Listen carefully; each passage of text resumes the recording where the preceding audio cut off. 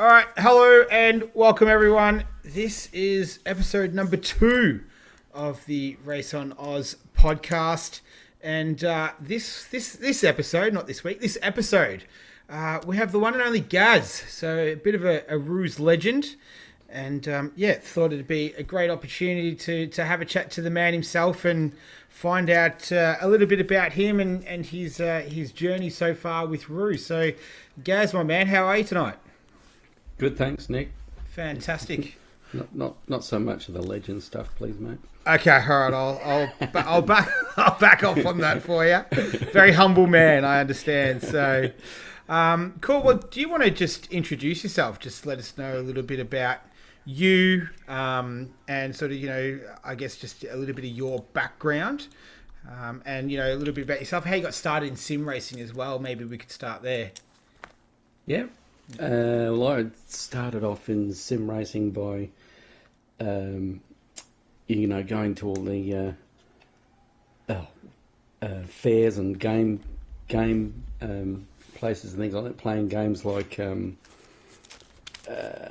pole position.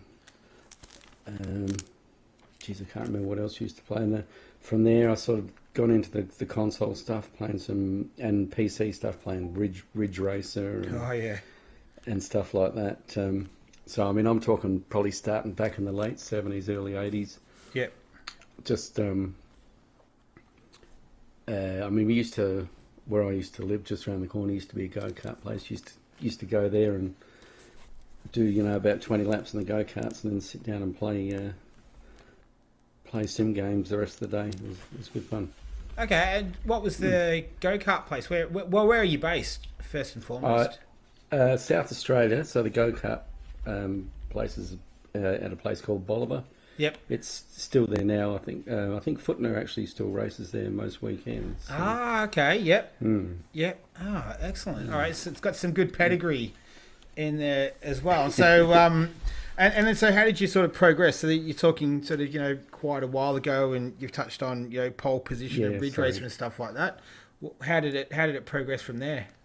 Well, I guess as soon as Gran Turismo 1 came out, yep, I immediately got that because that was the bee's knees at the time. Yeah. And of course, I followed that all the way through to Gran Turismo 5, where the online sim racing started.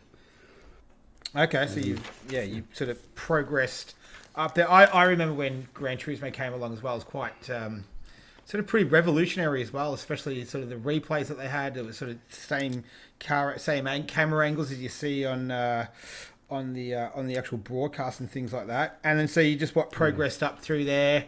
Any particular favourites from Gran Turismo? Sort of either cars, tracks, versions along the way.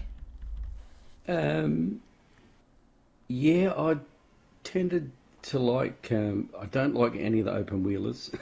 Okay. So, I guess just your Group A type cars, touring cars, that sort of thing. They were. Yep. They were my favourite cars, and probably. Geez, I can't even remember. I think is it Deep Forest, one of the tracks. Yeah. That was one of my favourite. Yeah. Used to race it in both directions as much as I could. So. Yeah. Nice.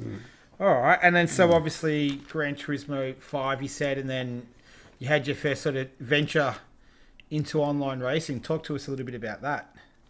Yeah, because I think they announced Gran Turismo 5, but Prologue came out first, and that was out for probably a couple of years, I reckon. They were teasing us with the full game. Yeah.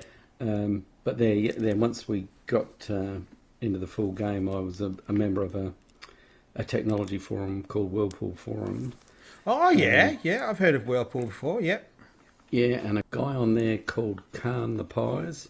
Oh yeah. Who a lot of the early ROOZ guys will remember. He's just started organising weekly races on the GT5. Yep.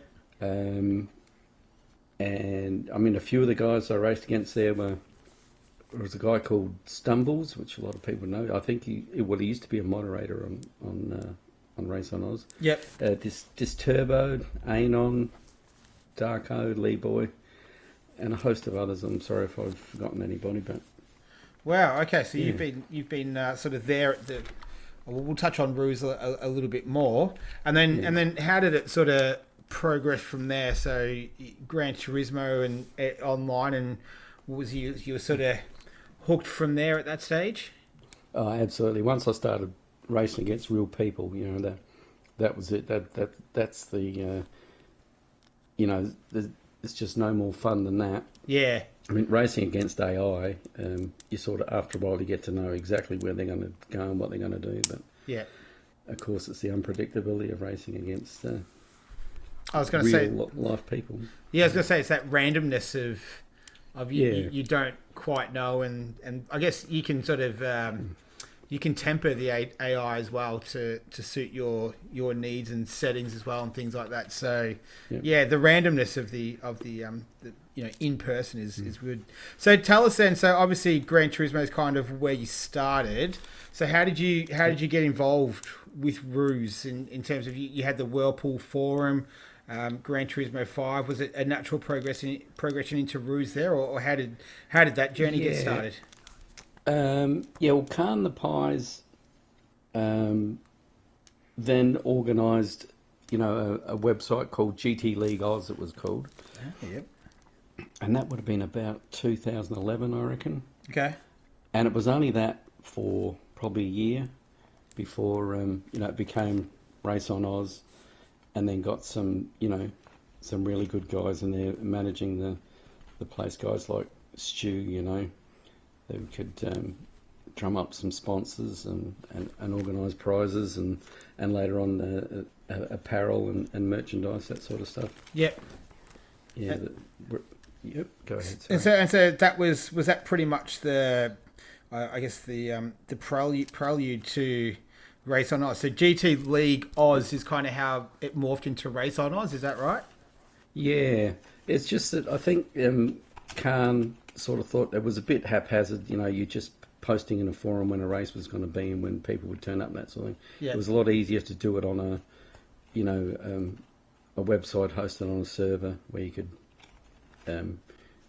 you could communicate what was happening and put up charts and tables and results and all that sort of stuff. And so that was about 2012 then. I reckon, yeah. Yeah. Okay, so it all kind of kicked off. So you were there then, day dot roughly, pretty much for Race on Oz. Yep. Yeah. Wow. Okay. Cool. Yeah. So you're one of not the founders, one of the trailblazers, I guess. Well, or foundation member. Yeah, that's a better way to explain it. And what about Khan the Pies? Are you still in touch with him? No, not every now and again. He'll pop in and say g'day. I think he did it roughly 6 months ago or something. But okay, no, he's not around the place as much anymore. Okay. All right, a bit of history there, and so tell us then about the early days and the Gran Turismo, because that's kind of how it all started, wasn't it? Gran Turismo was the predominant game of the league, and that's what you were playing. Yeah, pretty much. Yeah. The other stuff, Assetto Corsa, and that came a bit later. Yeah. I'm not sure when iRacing started. I'm sorry because I've never done that, but it was pretty much started just from the Gran Turismo or GT5. Yeah. And later went on to GT6, of course. Of course, yep. And then GT Sport. And so tell us what it was sort of, I guess, paint a picture for us. Tell us what it was like in terms of, the league, the racing. Was there broadcasting back then? How was it organised? Who were some of the fast guys as well? That'd be interesting to know. Who did you just have some good battles with? Early on, there was a guy called Dan Holland. He was really fast. Anon was really fast and still is, as far as I know. Yeah. Of course, later on came Matt Simmons. And there was Coaster. Sorry, mate. My memory. No, that's okay. That's okay. No, This this is pretty good. You're kind of giving us a bit of an oral history of the league and some of that, as you said, the foundational members. This is cool. Yeah, but there was quite a few quick quick guys and a few aliens back in those days as well. Yeah. And you were, and so kind of give us a bit of a rundown of like, how did the league work? Was there, how many races were there? Was it, once a week? What was sort of how was it all structured? Yeah, it was pretty much similar, very similar to what Hatfield's running now. Basically, a Sunday night league once a week on a Sunday night. Yeah. A seven race season, and pretty much mixed it up with an enduro and a wet race and a sprint race every season. Yeah. It's pretty much followed that, and no tuning, so it pretty much followed that formula all the way along. Okay. So very, very still relatively similar to what we've got now.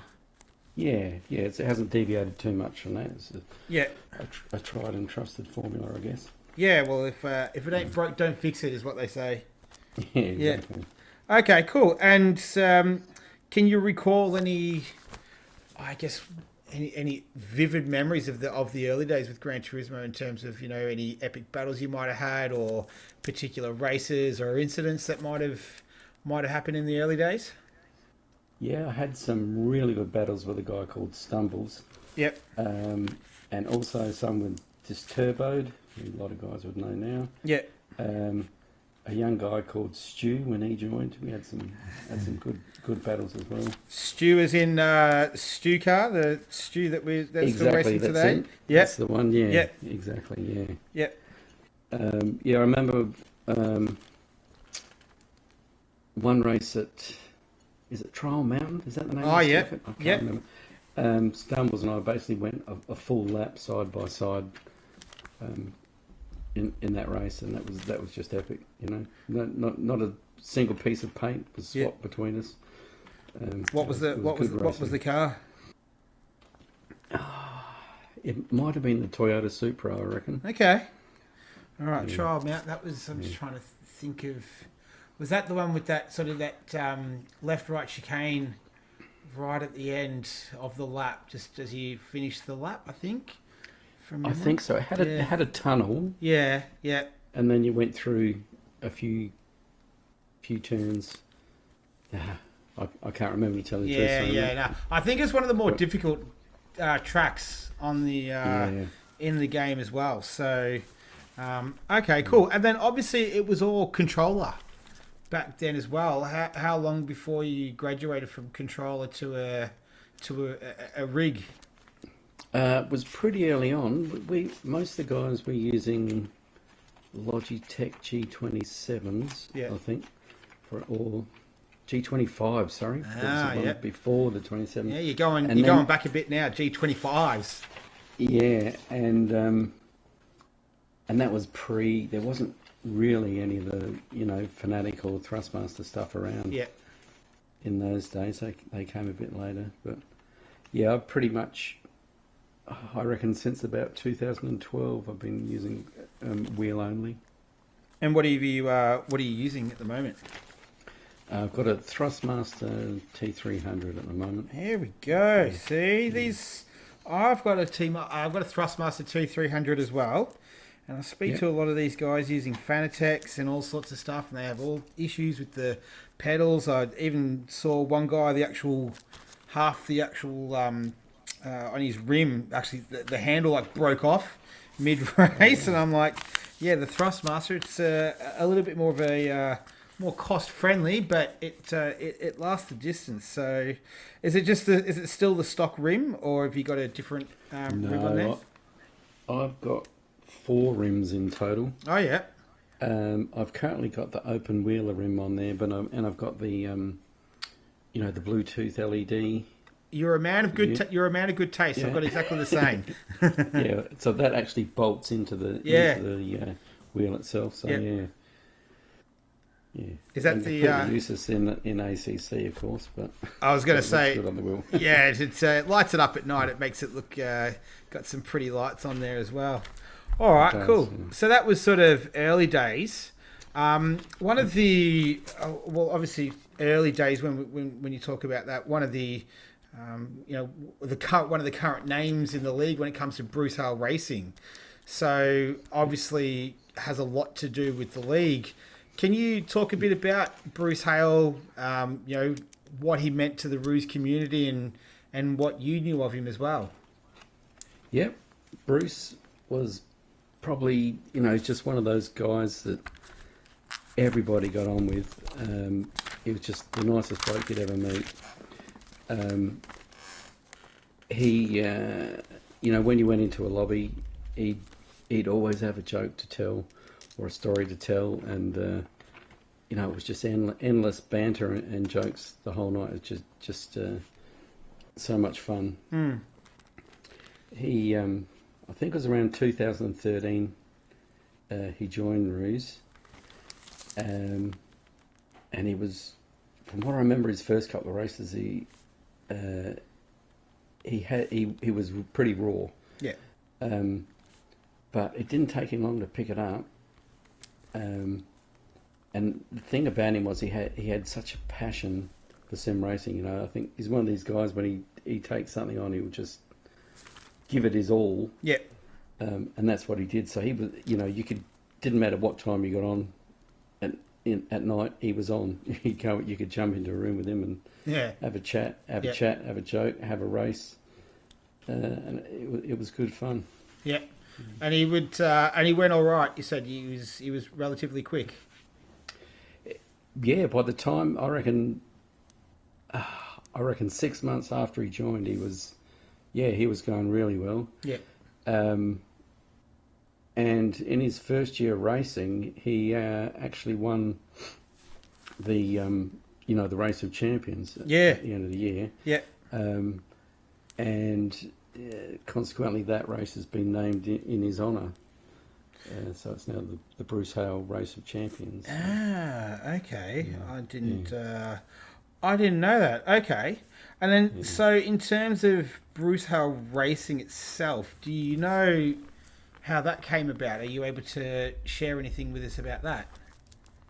I don't actually know about that. That started quite a while ago, back in the Gran Turismo, probably 6 days when the teams competition started. Yeah.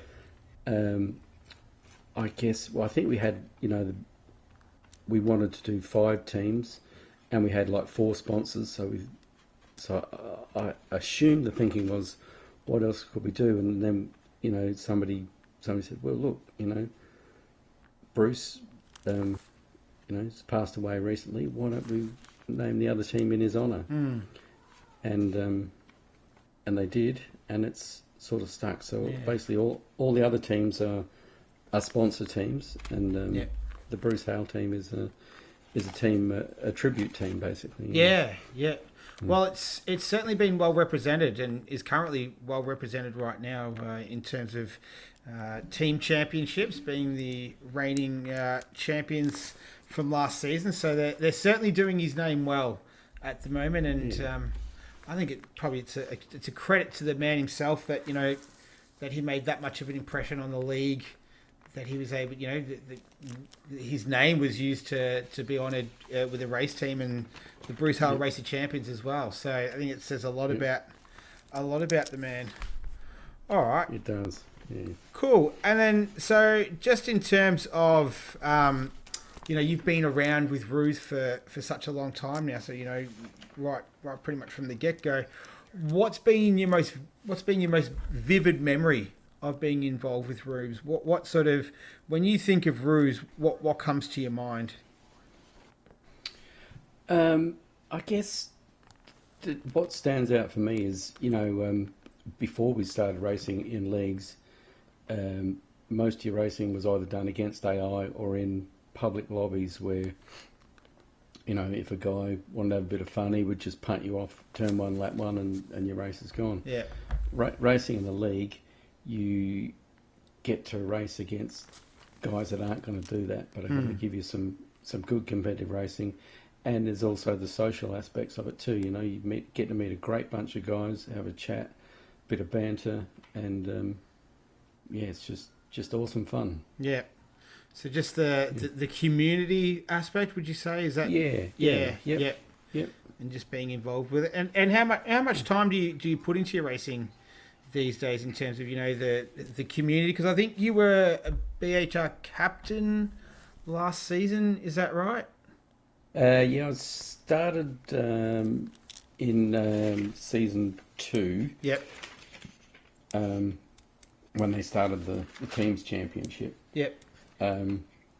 So this is my fourth season now. Yep. As captain. Season 2 we were in the BMW. Back then, each team was assigned a car. We basically got to pick your own car. We stupidly picked the BMW because it was the slowest car. So we didn't do too well. Yeah. But we certainly did a lot better in season 3 and season 4 when everyone could choose their own car. Yeah. Yeah. And so in terms of, you're in the Pro-Am division at the moment. Who's your toughest competitor out there? Who do you love? Who do you love going wheel to wheel with? And then who do you find is the most challenging for you? I've had some great races. I mean, not just in Pro-Am, but in Enduros, and I've gone up to Pro a couple of times as well. So a couple of great battles have come to mind with Burradog, Riggsy, K-Man, just Haggis, just last week. And many more. Too many to remember. Sorry, but no, that's all right. Probably that race against K-Man at Silverstone in an enduro. Yeah, that was probably the most fun I've had so far. He's sitting, 2 feet off my backside, and I'm trying to change my pit strategy and everything on the fly without letting him pass. It was quite intense, but just the best fun at the same time.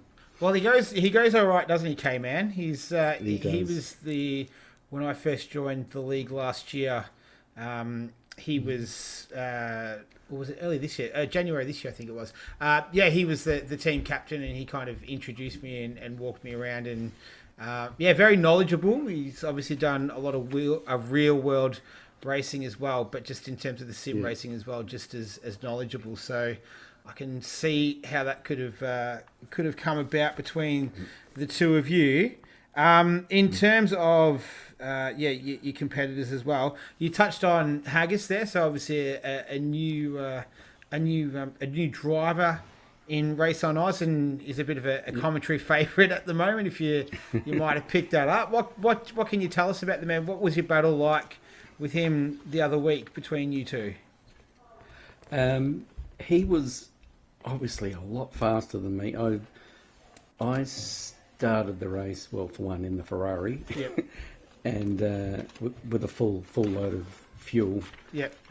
He had a bit of trouble at the first few corners, and so I was coming up through the field, and I was just trying to make my rear end as wide as possible and not let him through. And we went like that for probably 5 or 6 laps at least. Again, quite intense, but the best fun as well. Is that kind of your motivation? Is that the one aspect that you kind of love the most about? Is that the wheel to wheel, the competition, the sort of going hard but fair aspect of it that you get really only in league racing? Absolutely. Yeah. Love it. And where's that come from? Like, were you a motorsport fan when you were younger? Did your dad get you into motorsport? How did that journey kind of begin? My dad was a mechanic, and so growing up, I was always tinkering with cars, and he was teaching me everything he knew, and every time I got a car, I would put a new exhaust on, or change a cam, or different different head or whatever. Yeah. And so it's just sort of started from that, and a bit of go-karting, just social go-karting and stuff like that. But I've done a few of the V8 supercar drives, because the family know I love motorsport, so every now and again they'll buy me another V8 supercar drive. Um, I've only done one track day in my. I used to have a Kia Stinger. I Oh took that out yeah, yeah, for a track day one day. yeah. Um, but then COVID started, so I never really got a chance to do it again. Okay. Yeah. All right. So back to the. So you've done a few track days. You're sort of into cars as well. Is that a Yeah, fair assumption? absolutely. Yep. Yeah, yeah. Yep. And what about the motorsport side of it? So you do you follow it still? Do you follow V8 supercars or F1 or anything like that? Yeah, when the Formula One was in Adelaide, I went I went to every year it was here, and then I Yep. went to the Clipsal 500 every year after that. Yep. Then when the Ben Motorsport part got built, I took out a membership there Ah, okay. Yep. as well, and that's how I got the track day. Actually, you get track days included in your membership there. Ah, right. Um, so yeah, just following the V8 supercars and the F1 Yeah. basically.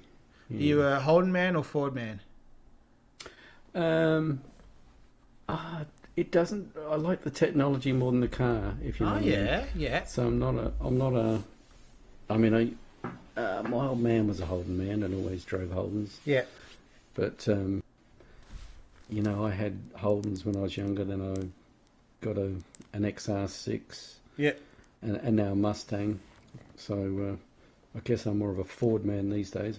Okay. Yeah. Yeah. Just back to the technology part. Well, can you elaborate a little bit on that for us? What is it specifically the technology aspect? Yeah, explain that a little bit more for us.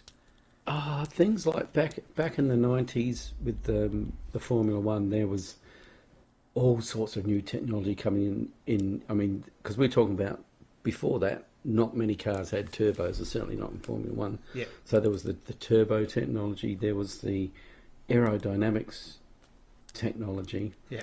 And I can't remember, was it the late 80s or the early 90s, there was a technology called the skirt. I don't know if you ever heard of I think I might have. Yeah. Yeah.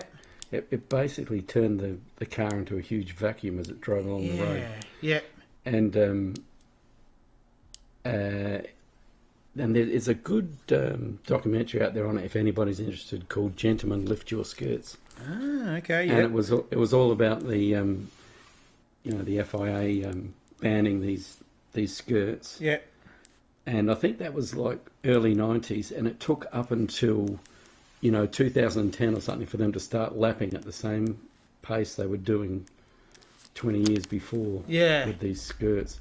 But it was just deemed too dangerous. Yeah. You basically didn't need to brake into any corners. You just took it. It just flat out. sucked it. It would just suck it to the ground, pretty much. Yeah. Yeah. Yeah. Yeah, so things like that, and also the things like we never used to have traction control or ABS and that sort of stuff too. Yeah. So. Okay. And so is that sort of that technology side? Has that kind of always fascinated you a little bit? And does that sort of tie into your line of work? I don't know what you do for work, but is that sort of kind of the thinking that's aligned to it, or how does that come about? Yeah, well, I'm a design engineer at work, so right, okay. yeah, it sort of does tie in, yeah. Yeah, yep. Okay. Clever cookie. Then I've always rated engineers. They tend to be usually the intelligent ones in the room. Not all the time, but most of the time. Well, they'll tell you they are anyway. Yeah. They're not shy about it. That's that's for sure. Cool. And so we were talking about real cars, which is perfect little segue in there. So you recently brought a new one, I do believe. I was told, and you touched on, you got a Mustang as well. So what was the car that you recently brought? Okay, so I've gone green. Yep. I'm doing my bit for Net Zero 2050. Yep. So I bought a Tesla Model 3. Hey, all right. So I've replaced the Stinger with that, but Wow. I've kept the Mustang. So Okay. yeah. And what are the thoughts? What are you? How do you like it? Loving it. The instant power and torque Yep. you get from the electric motor is just it really throws you back in your seat. It's Yeah. a lot quicker off the line than anything I've ever driven before. So I've heard that. I've got a friend who recently purchased a Tesla, and yeah, he loves it. He says it's fastest car he's ever had, and yeah, exact same thing. It really puts you back in the seat. yeah. Did you get the little? Because apparently there's different levels that you can purchase in terms of the added technology. So, being a technology kind of guy, did you get the extras where you can get the self driving and all that sort of stuff? I didn't get the self-driving. Yep. I did get the top of the line performance model, Okay. which has got everything else, but you can add the self-driving on later. See, it's still in beta at the moment, and there's quite a few bugs, and Yep. I just don't think it's worth it at the moment. Maybe later. Yeah, yeah. Well, if you can add it on later on, then it's almost like a DLC, if you like. It is. It's exactly like that. Apparently, you just go on your phone, you order it, and 10 minutes later, it's installed in there. Oh wow! Have you heard of? There's a guy out there. He's in America, and he gets like broken. He buys broken down Teslas, and he sort of like he recovers them and puts them back together. Have you heard of that guy before? I've not him. I've heard of the guy that does classic cars. Have you seen him? He No. he converts classic cars into electric cars. So I think I might have heard of this yeah, guy. Yeah, yeah. Okay. yeah. There's a few stories and YouTube videos and that out there. Yep.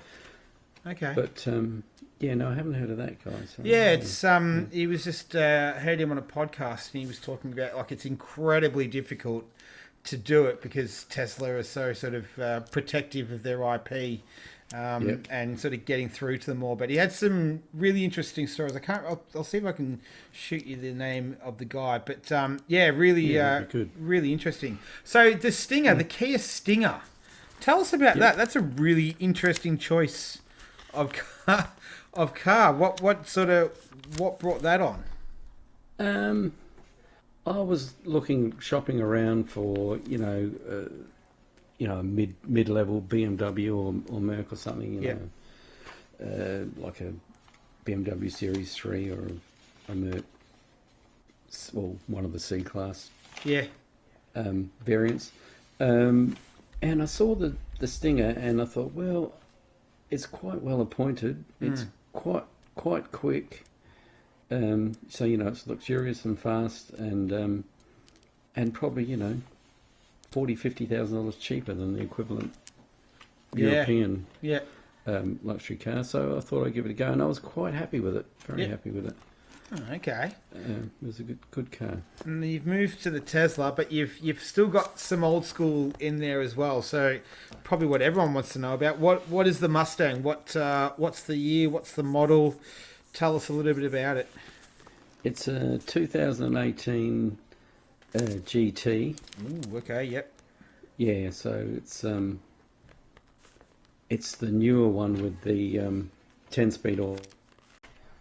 All right, we're back. So we had some technical difficulties there. The advanced technology of the PlayStation turned off. The PlayStation 5 has got the turn off function, so just missed the notification on that. So but you were telling us about the Mustang. So a 2018 GT Ford Mustang that you Yes. that you got.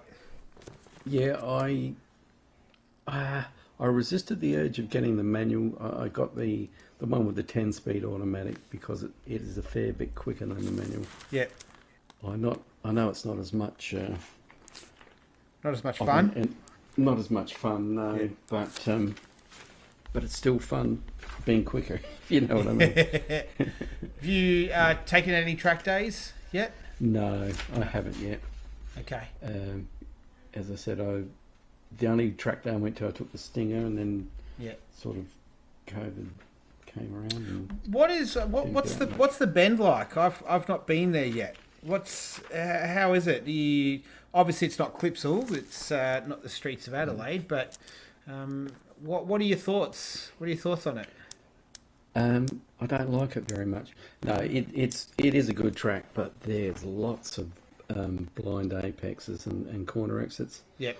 So you're heading into a corner, you can't see where the hell you're going coming out of it, Yeah.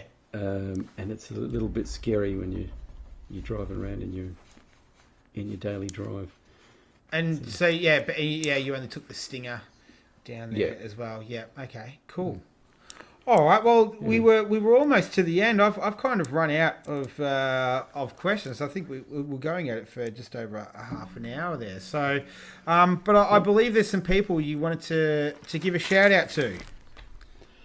I did, Yep. if that's okay. Of course, Um, the floor is yours, my friend. You can shout out as many people as you want. all right. Well, first I'd like to give a shout out to JJ. Um, what a fantastic job he's done setting up this league, from the ground up. I mean, I wouldn't be talking to you now if it wasn't for him. I agree. Yep. And I can honestly say this is the best league I've ever raced in. The most well organised, the most fun, and yeah, it's just been the best, my best experience in sim racing so far. So I think a lot of people would agree with you there, Gaz. It's yeah, I think that sentiment would be shared across a lot of people. yep, Yeah. absolutely. Next, I'd just like to give a shout out to the other captains and the work that they do. Nige, Ty, K-Man, and Burradog. It's quite a bit of work in looking after the teams, the protests, and basically helping JJ where we can with running the league as well. Yeah, so they're doing a great job. So shout out to the captains.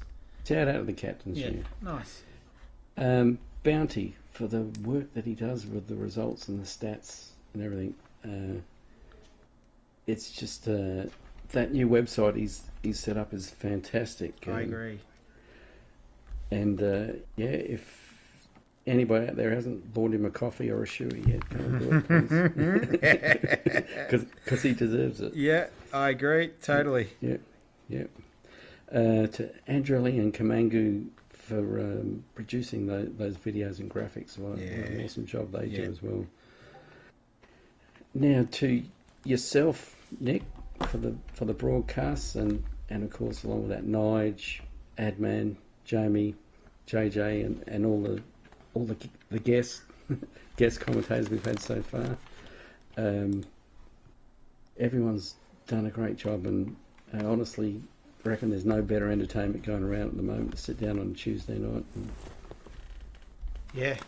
and watch the race. We got a good little team going with myself and Nige and Jamie and Adman, and JJ's doing the PC league, and Nige is almost like the captain of the commentary team. He's the one who gets us all organised and gets things set up, and then Kamangu and Andrelli doing their stuff in the background as well. So we've got a good little unit going on there, and yeah, glad to see that work being recognised. They do great. We do great work as a team, I think.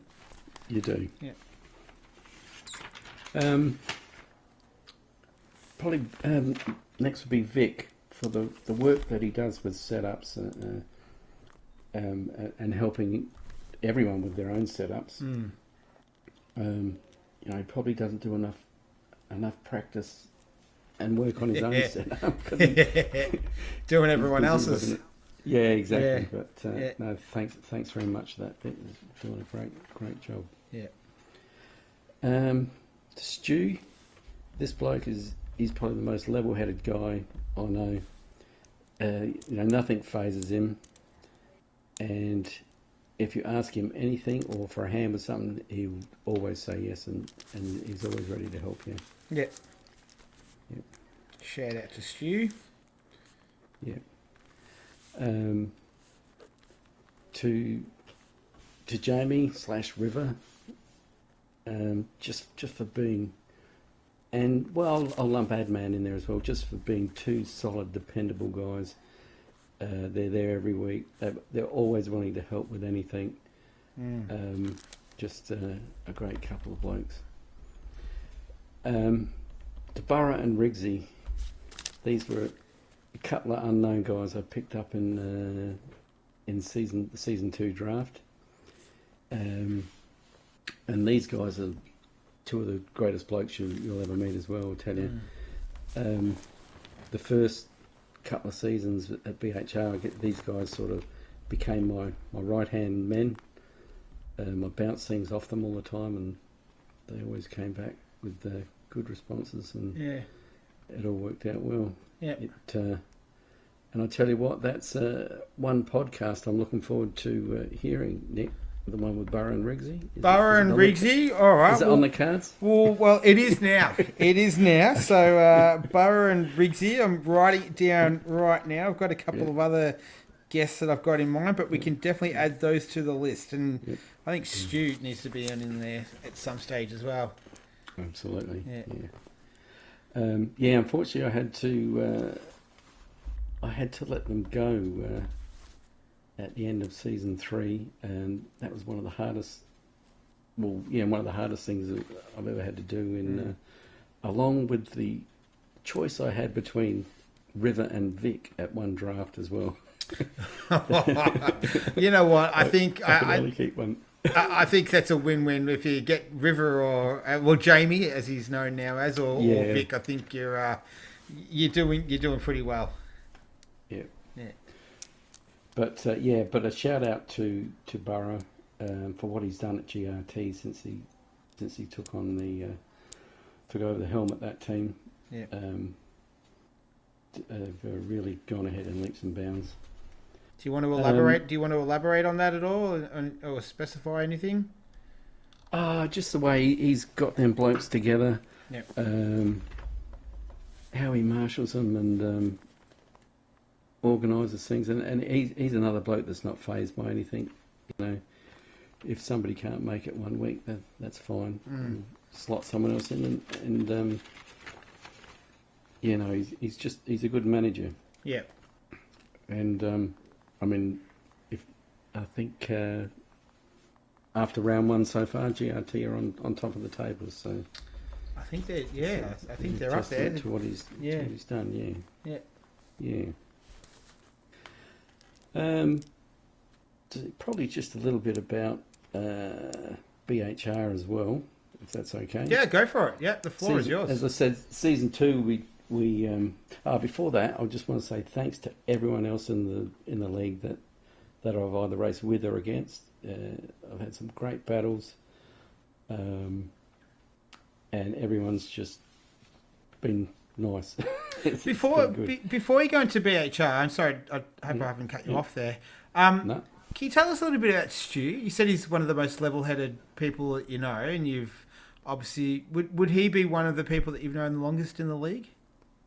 Yeah, absolutely. Yeah. I think Stu came in the first or second year of Race on Oz. Yeah. I don't remember, but basically from the moment he came in, he started, looking around for sponsors and prizes to give out and things like that. And he's always been proactive in looking for, merchandise and apparel and that sort of stuff. So he's been really good. Can you give us any examples of perhaps his level-headedness where he may have been the calm in the storm while everyone's losing theirs, he was able to keep his and steer the boat straight? Yeah, I was on when I was racing Project Cars. Yeah. There was Stu, myself, and Add Too Many on the stewards committee. And boy, we had some wild guys in there and going off their trees. And Stu would just tell them how it was going to be. Yeah. And it was always amazed me. Nobody ever come back at him. Everybody respected everything he said. He's just got that air about him of, being able to control things and keep respect at the same time. So I'm more of him for that. Well, we'll see if I can get him on an episode as well, and we can get his side. But yeah, BHR, I'm certainly keen to hear a bit more about that. Whatever you wanted to share with us.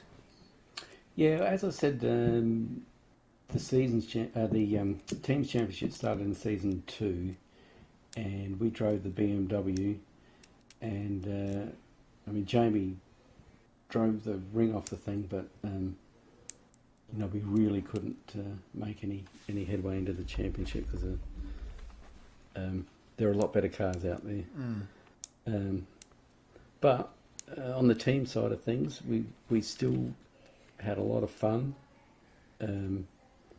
behind the scenes and on track. So it was a good inaugural season for BHR. And of course, season 3, we went into the. That was the season that I had that I lost. That I had the choice between. At the end of, I had the choice between Roo and Vic and also lost Burrow and Riggsy. But that was an awesome season. And I just what I'd like to say is another shout out to Riggsy. At the time, we just started using Discord, and I think we had, under the big umbrella of Race on Oz, we had our own Discord channel. Yep.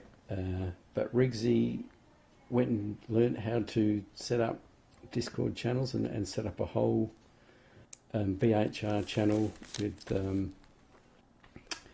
a whole heap of rooms in there. Like we had one channel for setups, one for track guides, notice boards, for putting server allocations and things on, and a chat. And also probably the best thing you put in there was a thing called the Comedy Club. Yeah. Everybody would just go in there and post a meme or a video or a funny joke, and we've had some great laughs in there. Yeah.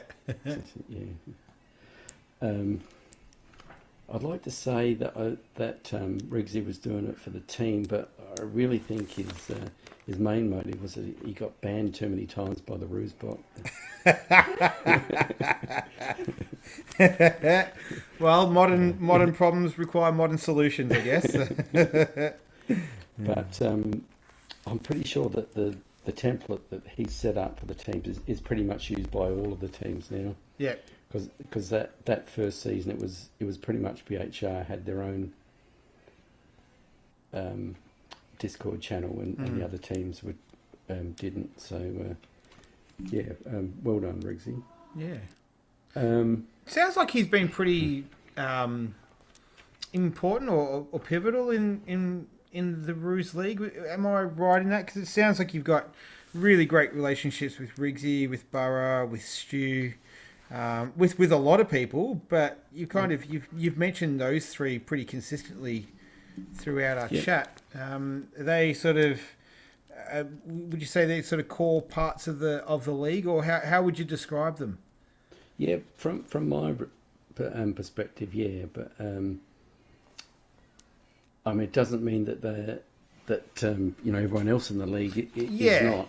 Yeah, it's just that these are the guys that I've come across the most. Yeah, and I've got a lot of respect for them all and a lot of thanks for what they've all done. Okay. Yeah. Yeah, that's cool because you've sort of you've spoken about them quite a lot, and you've spoken about everyone as well with such. You can really hear the sincerity in your voice as well. That you really do value these friendships and relationships that you've made in this league, and you've obviously had a lot of good times as well. And you're one of the foundational members too. So you've been around to see it all. I guess what would be one of the biggest changes then, like from when it started to where it is now? It's nearly 10 years. What would you say has changed the most? Well, for me, as I said, the Gran Turismo stuff, I think they pretty much kept the formula the same since the league inception. Yeah. But moved on from Gran Turismo to Project Cars, and then on to ACC. So I guess it's just that thing in me that wants to see if there's something better out there, if you know what I mean. Yeah. That's led me to do it, and I think that ACC for me has by far got the most realistic physics that I've experienced in any game. I mean, the league itself is pretty much stayed the same. Like I said, with the addition of the sponsors, I guess, and the prizes, and the apparel, which, as I said, all things done by Stu, have really helped build the community. And I haven't looked lately, but I think last time I looked, we had about 1,800 members. So Yeah, a lot. I had that topic came up in a chat that I was having with someone, and I was quite astounded by how many people are actually part of the league. It's really, really super impressive. Yeah, it is. Yeah. Cool. Yeah. Well, is there any more shout outs or any more topics you wanted to touch on? No, I just wanted to say I'm a bit disappointed that you didn't ask me about my preparation, because you went into it so deeply with Vic. Well, I can ask you about your preparation. I can ask you about your preparation right now if you like. I was speaking to Jamie about this the other day. My preparation consists basically of making sure I got a full glass and an empty bladder, and that's it. So stop. You're not doing any. You're not doing any stretches. You're not doing any. What is Vic likes to, I think, eat some sort of food 3 hours early, so he's got a sort of an all right stomach, and not into any of that stuff. No, I've normally just finished gutsing down a huge dinner, so I can get on in time for a race. And that's like I said, go to the toilet and fill your glass. Yeah, and get on there. I love it. But it was. I found it. Found Jamie talking about the ribbon method that he has. Like that was I've never heard anyone describe it like that. I thought that was super, super unique. So I'm glad that you listened to it as well. It's good stuff. I wouldn't miss it. Beautiful. Well, Gaz, this has been an absolute delight. We had a little technical difficulty in there, but we'll string that. We'll piece that together. We'll be all right. But just wanted to say thank you so much for your time.